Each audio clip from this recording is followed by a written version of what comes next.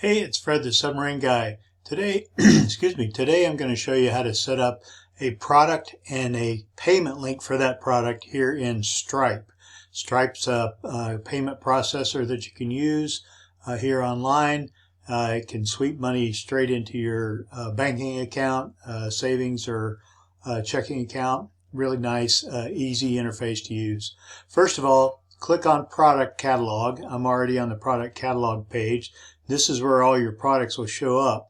If you want to create a new product, you come over here to the right, click on Create Product, give it a name.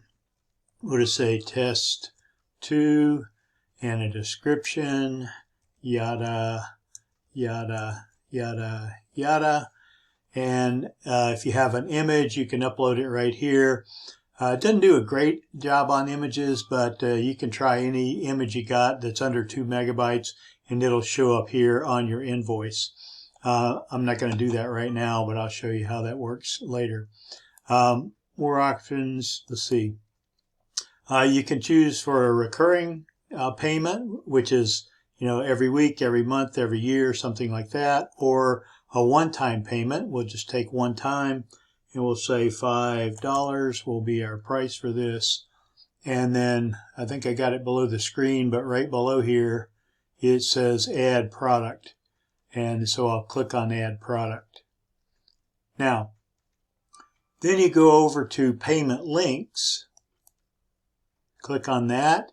Again, here's all the payment links you might have. If you want to make a new payment link for your new product, just type in the name of it and it'll start showing up. There's our test 2, $5 we put in, that kind of thing.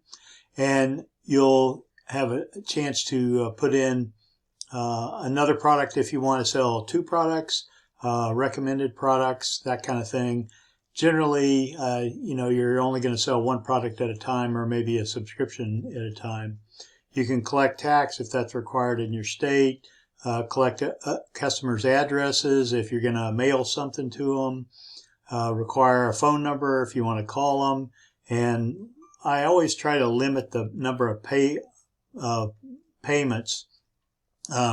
Sometimes people will double click and create double payments, which causes you to have to go in and do a chargeback on them so that you could pay them back for one of the double payments. So limit the number of payments to 1. You don't have to do that, but that's an option there. You can add custom fields. I generally would not recommend that. Generally, the more fields you ask them to fill out, other than email address, the less chance they're going to have of making a sale. People just like to do things quick. Promotion codes, if you've got promotion codes that you can put in for discounts and things like that. A few other things down here. You can change the name on the pay button to book or donate if you want. And then once you're done there, your graphic will show up here, your price will show up here, and this is what the user will see for putting in their email, which is always required, and their credit card number, the cardholder's name, etc., and then they click pay down here. One more thing that you want to do before you create the link is to do what do you want them to do after they make the payment. Generally, after you take the payment, you want them to either go to your delivery page or a page where you give them instructions on where to go. And that's the reason you need their email address is so you can send them those instructions if that's the case. So they do have a default confirmation page, which kind of looks like this.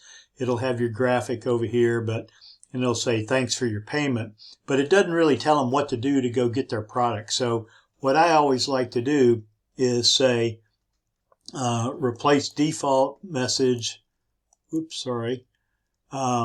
with a custom message, and the custom message can be, let's see, don't show the custom page. Where is it here? They changed this up just a little bit here. So replace default message with custom message. Here you can put in your delivery page. That's where it is. www.mypaydeliverypage.com, whatever it is. And then when they get their invoice, they'll see that on the invoice, and they can click there and go to the delivery page. Okay. You can do split payments here, a few other things. That's about it for the after payment page. So after that, you want to click the link, create link, right up here at the top right. It'll think about it for a few minutes, and then, oh, it doesn't look like the URL's right. I'll have to put in a Google or something here.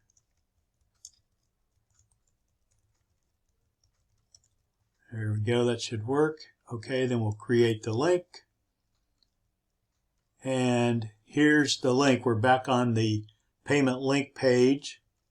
And here's your link right here. You can copy it with that little icon right there.